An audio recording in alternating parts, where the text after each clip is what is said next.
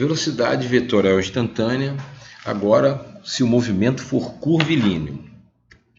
Vamos obter o vetor velocidade instantânea considerando um intervalo de tempo muito pequeno.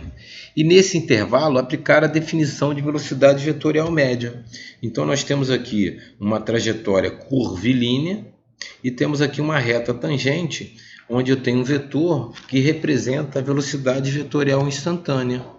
Quando o vetor velocidade média tem a mesma direção e o mesmo sentido do vetor de deslocamento, no intervalo de tempo que tende a zero, esse vetor passa a ser chamado de vetor velocidade instantânea. E ele é definido pela derivada em relação ao tempo. A aceleração vetorial média, da mesma maneira que definimos a aceleração escalar média, definimos também o vetor aceleração média.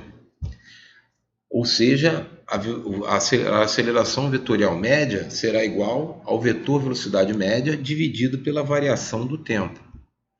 As unidades são as mesmas usadas para aceleração escalar. A direção e o sentido do vetor aceleração média são determinados pelo vetor.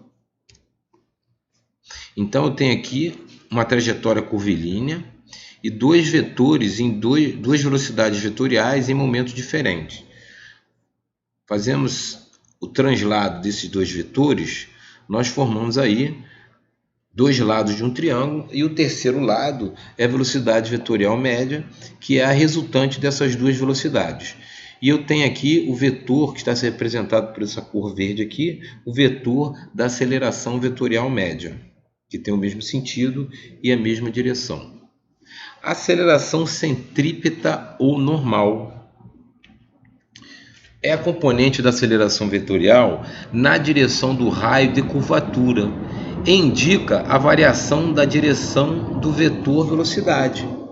Tem sentido apontado para o centro da trajetória, por isso centrípeta. Então eu tenho aqui na figura o vetor que representa a aceleração centrípeta. E a expressão matemática que define a aceleração centrípeta é a velocidade ao quadrado dividido pelo raio da circunferência.